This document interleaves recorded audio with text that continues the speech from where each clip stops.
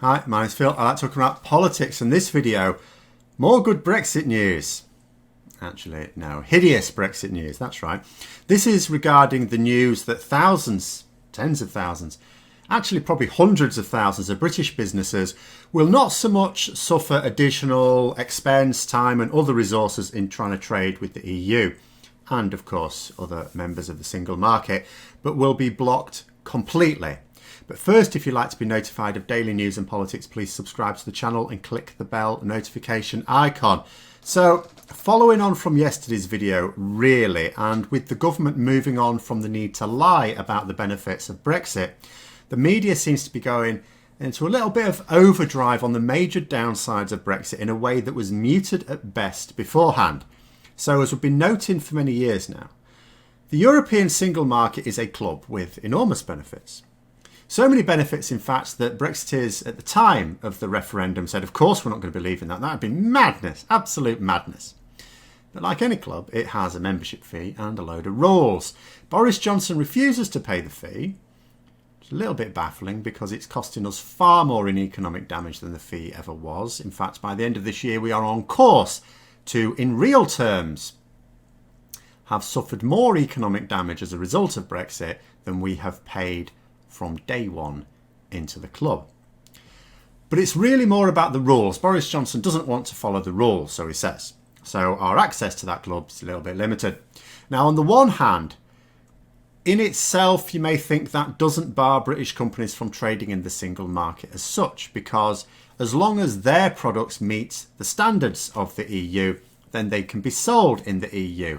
And in terms of buying from the single market, the main impediment seems to be checks that the UK government will be forced to carry out but haven't properly prepared for, because it's essentially up to the UK government what they allow into the UK. Well, into Great Britain at least, because of the Northern Ireland Protocol. But without downplaying the importance of buying from the single market, especially if it's part of a chain that eventually wants to export something, it is the exports that essentially matter the most, because as I keep saying, we make money by exporting, not importing. That's us buying things. So let's say you're a company, or you own a company, or you work for a company that produces a product or delivers a service. You're particularly knackered then. And let's say it absolutely meets EU requirements. Because after all, if you're trading right now, of course it does, because it has to. We were EU members and followed the rules. We're now in the transition period and follow the rules. But how do you prove it afterwards? Because the company won't be based in a member state of the EU. So there's no legal requirement to maintain those standards unless the UK government enforces them. But that would mean the level playing field that the EU would say, yeah, if you agree to the level playing field, we can absolutely deal. And we are already legislating to lower those standards. That is already ongoing. So how to prove that you are meeting the requirements for the single market when your country doesn't require you to? Paperwork and fees. So if you want to do business with the EU and you are not based in a member state, you need an economic operator's registration and identification number. Now this means setting up a physical presence in the EU, an office in an EU member state, and paying the fee. So there was an interesting report in the I newspaper on this that gave an example of just under £23,000 to set up an office in Germany. Now, that is just the registration there.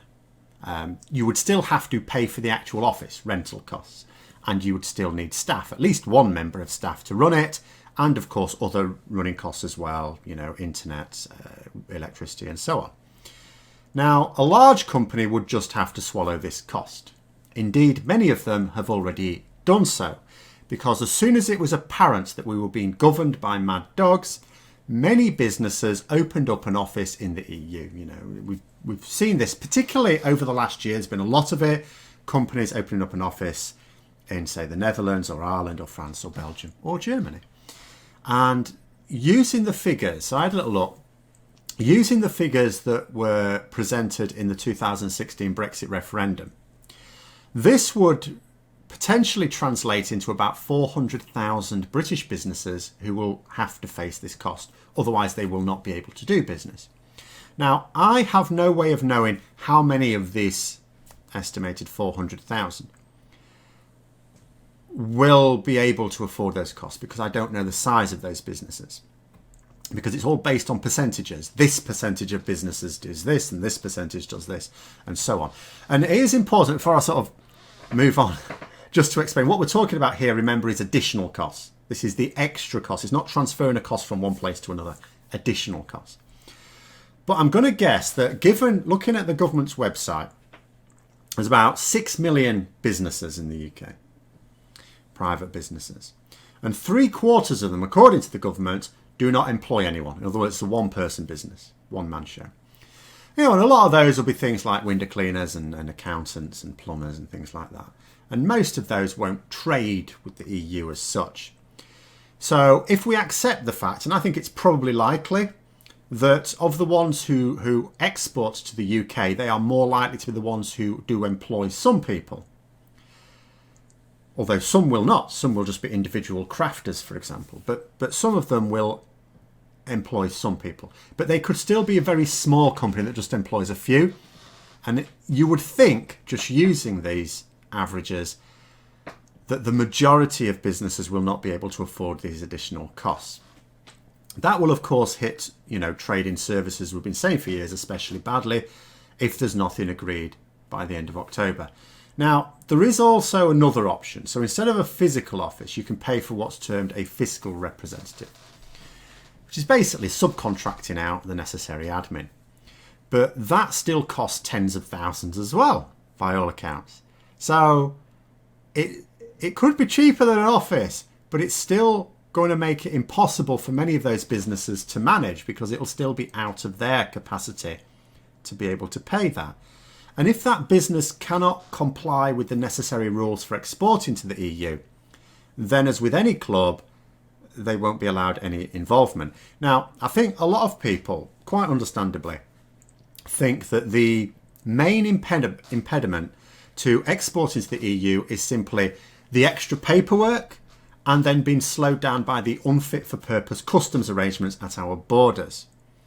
But if it were as simple as that, the government would have had no reason not to have built up those border arrangements. Certainly in 2017, when we triggered Article 50.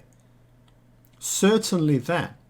But they didn't do that, because it's not that simple. We could have built up our border arrangements, expanded it as necessary. It would have been difficult, but we could have done it potentially. We certainly could have been much more advanced than we are now. And it still wouldn't solve the problem, because that is just one element. Now, naturally, the Brexiteers who told us that we can have all of the benefits of EU membership outside of the EU were keen to get exemptions from the EU. This genuinely, honestly, now that we're this advanced into it all, seems to have been their plan, their grand plan, that the EU would make us a special case. I think they believed their own rhetoric. You remember the rhetoric that when, they have to make us a special case, they can't afford to cut us off and treat us like everyone else. You know, the German car industry and all that. Oh dear. Remainers tried to say that the EU would be absolutely mad to give us any special measures, because the integrity of the single market has to be of paramount importance. Because yes, we are a large customer for the EU. Massive. We are nowhere near as big as the rest of the world. Tiny in comparison to their total trade. So, who was correct?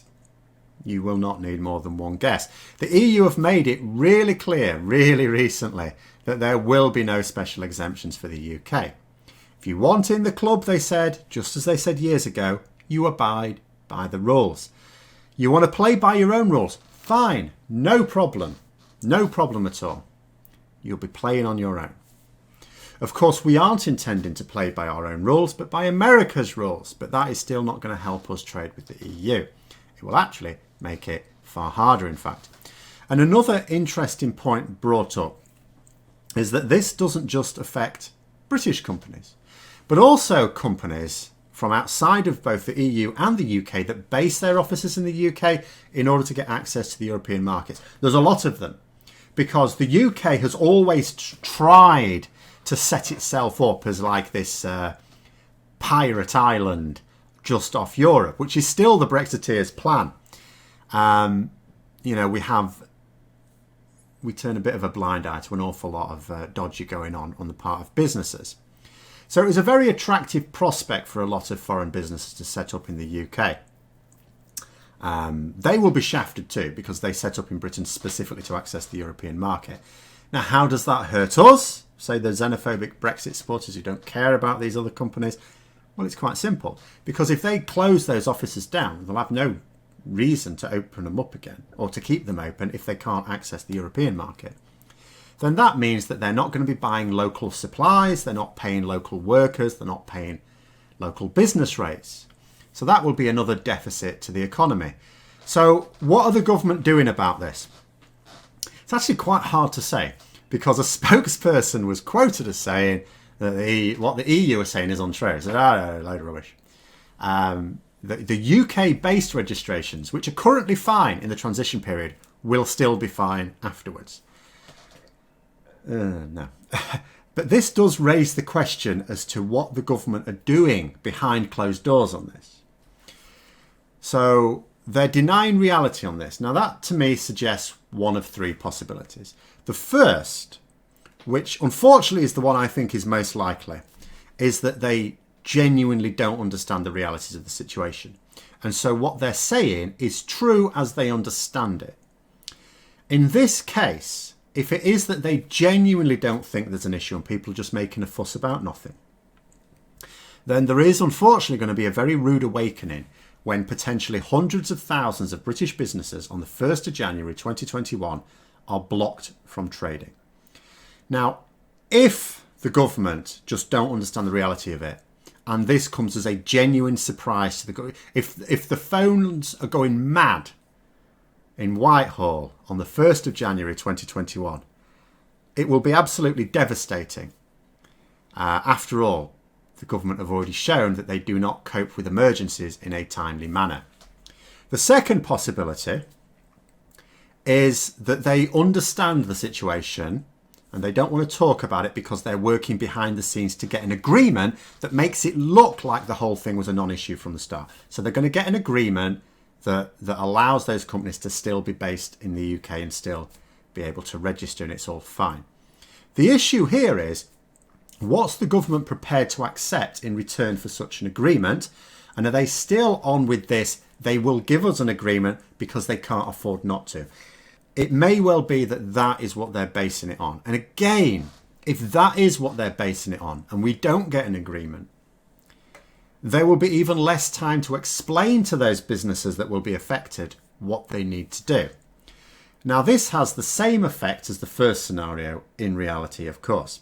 Then there's the third one, which I don't think is at all likely because it doesn't make a great deal of sense, in that they are aware of the reality and they just don't care enough to avert it.